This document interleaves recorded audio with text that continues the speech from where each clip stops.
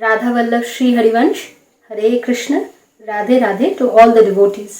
आज बात शुरू करने से पहले मैं एक इंसिडेंट शेयर करना चाहती हूँ।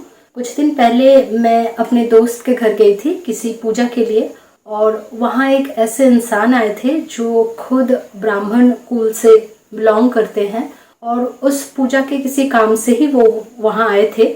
और एक घटना से मुझे बहुत ज़्यादा नहीं लेकिन थोड़ा सा ताज्जुब हुआ, तो वही मैं आप लोगों के साथ शेयर करने वाली हूँ।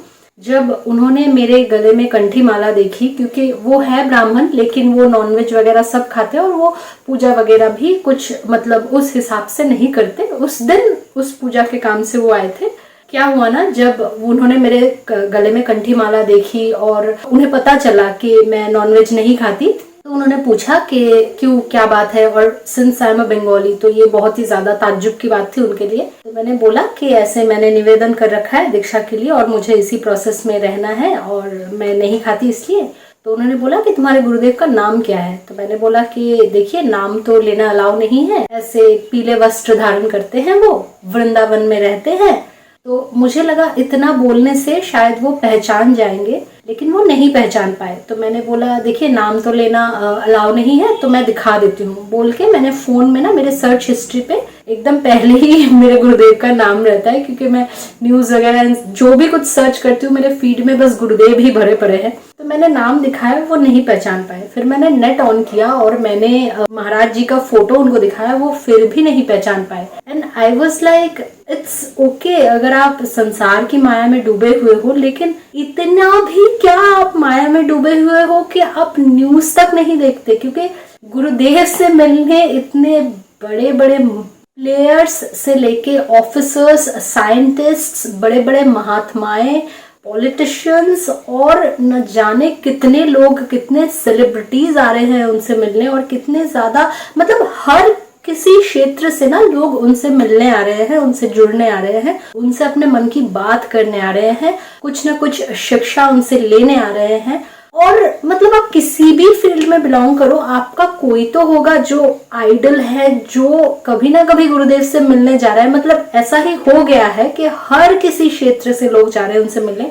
और क्या वो न्यूज भी नहीं देखते, क्योंकि चारों तरफ उन्हीं का नाम है। तो एक सेकंड के लिए मुझे बहुत ज्यादा नहीं लेकिन थोड़ा सा ताज्जुब हुआ, और मुझे यही लगा कि शायद इस बात के लिए भी मुझे खुद को सौभाग्यशाली मानना चाहिए कि जिसको ये नहीं पता था कि वृंदावन एक्चुअल में एक जगह है। ये सिर्फ बंगाली मुहावरे में यूज होने वाला वर्ड नहीं है कि अगर तुझे कुछ नहीं आता तो वृंदावन चला जाए। ऐसा कुछ, वृंदावन कुछ काल्पनिक जगह नहीं है, वो असली में है। और वहाँ गुरु महाराज जी है जो इतने बड़े महात्मा है। जैसे लोग बोलते हैं कि वो साक्षात श्री कृष्ण के स्वरूप है, साक्षात राधा जी के स्वरूप है। तो इस इंसान के बारे में अज्ञात रहना भी कितना ज्यादा दुर्भाग्य है। तो मुझे बस थोड़ी देर में इतना ही लगा कि शायद उस इंसान के जिंदगी में अभी तक जरूरत नहीं पड़ी है, तो इसीलिए उसको महाराज जी के बारे में पता नहीं चला है। मुझे बहुत ज्यादा जरूरत थी और ज्यादा जरूरत है, और मुझे आजीवन सिर्फ नहीं, मरने के बाद भी गुरुदेव की जरूरत रहेगी। क्योंकि ये शरीर भले नष्ट हो जाए, लेकिन जो गुरुदेव यहाँ दिमाग में और आत्मा में समा चुके हैं, तो वो नष्ट नहीं होने वाला किसी भी तरीके से। क्योंकि मैं जिस टाइप की हूँ मुझे पता है, एक बार अगर मेरे दिमाग में कुछ आ जाता है वो आजीवन मेरे दिमाग से नहीं जाता, और एक बार अगर कुछ छूट जाता है दिमाग से वो आजीवन मेरे दिमाग में, फिर वो कुछ भी हो जाए नहीं आएगा मेरे दिमाग में, मैं बॉदर भी नहीं करूंगी। तो एक्सट्रीम लेवल पे मेरा होता है लव और हेट बोथ। तो हेट तो अभी जैसे गुरुदेव ने बोला है कि हेट ज्यादा मतलब जितना हो सके परहेज करें, क्योंकि हेट से आखिर में आपका खुद का ही खून जलेगा, कुछ होगा नहीं। तो उसको मैं इसलिए अवॉइड करने की कोशिश करती हूँ। और बस यही बोलना था कि अगर आपके आसपास कोई भी ऐसा इंसान है जो हमारे गुरुदेव महाराज को अभी तक नहीं जानते हैं, नहीं पहचानते हैं, उनसे इन्फ्लुएंस्ड होना तो बहुत दूर की बात है, तो आप खुद को सौभाग्यशाली मानिए कि आप जानते हैं उनके बारे में, आप उनके बताए हुए रास्ते पे चलने की कोशिश कर रहे हैं। और अगर आपको दीक्षा मिल चुकी है, आपने दीक्षा के लिए निवेदन कर रखा है, फिर तो बहुत बहुत बहुत अच्छी बात है। क्योंकि आपका इनिशिएटिव जो है वो हो चुका है, अब बस वो जर्नी कंप्लीट करने की देरी है। तो आज जो भाव मैं व्यक्त करने जा रही हूँ वो थोड़ा सा कंट्रोवर्शियल है। शायद बहुत सारे लोग इस सब्जेक्ट को सुनते ही वीडियो यहाँ पे रोक दे, लेकिन कुछ बातें जितनी भी कंट्रोवर्शियल हो छेड़नी चाहिए, और उसके बारे में बात सिर्फ नहीं, उसके बारे में एक्शन भी लेना चाहिए। जो शायद मैं किसी तरीके से नहीं ले पाई, उसकी वजह से मैं आज इतनी ज़्यादा पीड़ा में हूँ। कल सोशल मीडिया पे स्क्रॉल करते हुए एक रील आया जिसमें ऐसा लिखा हुआ था कि I am tired and I want to go home. मैं बहुत ज़्यादा थक चुकी हूँ और मैं घर जाना चाहती हूँ। और फिर एक वीडियो था जिसमें एक बहुत ही ज़्यादा अब्यूसिव पेरेंट बच्चे के साथ बहुत ख़राब बिहेव कर रहे हैं, बच्चे के सामने बहुत बहुत बहुत ज़्यादा अब्यूसिव बिहेव कर रहे हैं। और ऊपर से रेड फॉन्ट में लिखा हुआ था व्हाट होम क्वेश्चन मार्क।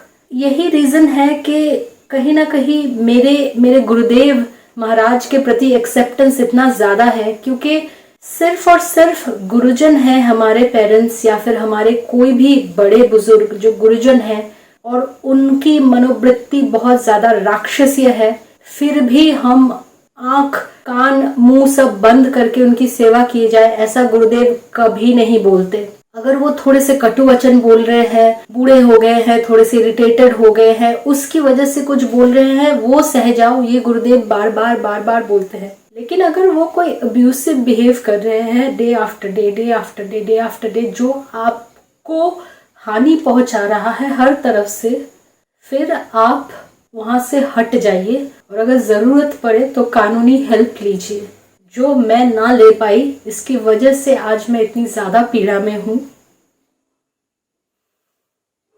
और एक समय के बाद ना ये जो पीड़ा है ये कहीं ना कहीं एक एक्सेप्टेंस में बदल जाता है कि यही तो सहना है, क्योंकि मेरे जो प्रियजन है उन्होंने भी यही सहे हैं, तो हम भी कहीं ना कहीं वही माइंडसेट लेके बड़े होते हैं कि ये तो सहना ही पड़ता है, ऐसे ही चलती है जिंदगी। लेकिन हर जगह चुप रहना, पितामह भीष्म जैसे चुप थे ना, उसकी वजह से इतना बड़ा युद्ध हो गया। हर जगह चुप रहना और ये सोचना कि अगर मैंने पहला कदम उठाया फिर युद्ध हो जाएगा, लेकिन युद्ध होना भी कहीं ना कहीं बहुत ज्यादा जरूरत है, बहुत बहुत बहुत ज्यादा जरूरत है। एक समय के बाद जब हमारे हाथों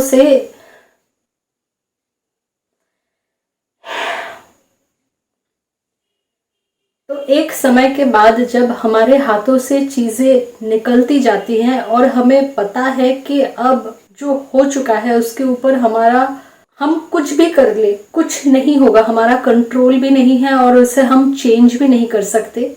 और उस टाइम पे जब भक्ति आपके लाइफ में आती है ना, उस समय ना भगवान आपको एक्सेप्टेंस देते हैं, और वही एक्सेप्टेंस मुझे हमारे गुरुदेव महाराज जी से मिली है। मुझे पता है मैं बहुत ज़्यादा उलझी बातें कर रही हूँ, मैं अपने प्रॉब्लम्स शेयर नहीं कर पा रही हूँ, और ये इसी वजह से है कि अब जो समय आ गया है, अब शायद ही शेयर करके कुछ फल मिलने वाला है या फिर कुछ भी सॉल्व नहीं होगा, जो हो चुका है वो सॉल्व नहीं होगा।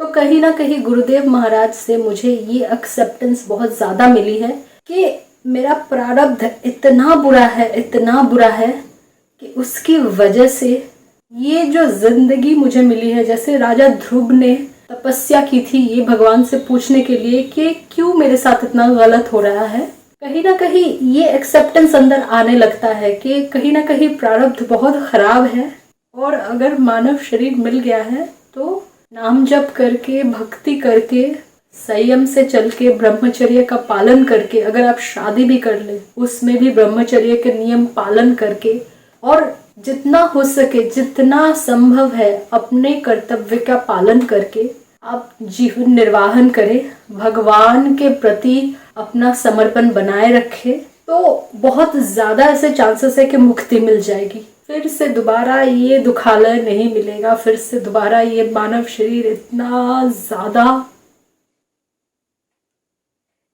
ज्यादा कष्ट, इतना ज्यादा टॉलरेंस आपको नहीं करना पड़ेगा। और धीरे धीरे आपको समझ में आता है कि इसीलिए भगवान के ऊपर भी गुरुदेव को रखा जाता है, क्योंकि भगवान गुरुदेव के रूप में ही आते हैं, वो आपको समझाने आते हैं, क्योंकि बहुत बार बहुत सारे तरीकों से उन्होंने आपको समझाने की कोशिश की है लेकिन आप नहीं समझे, तो फिर गुरुदेव वो वैसा वाला ऑरा, वैसा तेज, वैसा महिमा लेके आते हैं कि एक बाणी बोलेंगे और आप समझ जाओगे। जैसे गुरुदेव ने एक बार बोला था कि हमारा प्रारब्ध इतना बुरा कि हमारी दोनों किडनियां खराब। तो आपके सामने हम प्रमाण बैठे हैं। हमारा प्रारब्ध इतना बुरा कि हमारी दोनों किडनी फेल है। अभी थोड़ी देर में डायलिसिस में चले जाएंगे। डायलिसिस हो रहा है, जीवन भर मांग के खाया है, प्रभु के भरोसे रहे। हमें पता ही नहीं कि हमारी किडनी खराब, तो 35 वर्ष की अवस्था के बाद थोड़ी किडनी खराब तो बाबा जी बन गए। तो जो प्रारब्ध हो चुके हैं उनसे हम कुछ नहीं कर सकते, उनसे कुछ हम बदल नहीं पाएंगे। उनके बारे में सोच सोच के जैसे फेसबुक और इंस्टाग्राम पे हम ऐसे कोट देखते हैं ना कि पास्ट में पड़े रहने से कुछ नहीं मिलेगा, तो वही है, पास्ट में पड़े रहने से कुछ नहीं होगा, लेकिन हमारा प्रेजेंट सुधारना होगा सो दैट हमारा फ्यूचर सुधरे। हमारा जो अगला समय है, हमारा जो अगला काल है, हमारा जो अगला जन्म है वो ना हो और हमें मुक्ति मिले, इस शरीर से, इस दुखालय से मुक्ति मिले। भले वैकुंठ ना मिले लेकिन अगला जन्म ऐसा मिले कि अगर अगला जन्म लिखा हुआ है वो ऐसी जगह मिले जहां हम प्रारंभ से भक्ति कर पाए और इतने ज्यादा दुखों को सहने की ताकत हम में आ जाए। मुझे पता है मैं आज बात करते करते बहुत ज्यादा अपने अंदर इमोशंस होल्ड करके बात कर रही हूँ, लेकिन कुछ समय ऐसे होता है ना जब आपको तो लगता है कि क्यों भगवान ये सांसें चला रहे हैं, क्यों चला रहे हैं, मतलब क्या है जो बाकी रह गया है, क्या सहना बाकी रह गया है।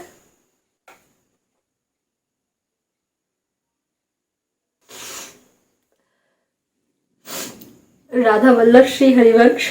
हरे Krishna, Radhe Radhe to all the devotees.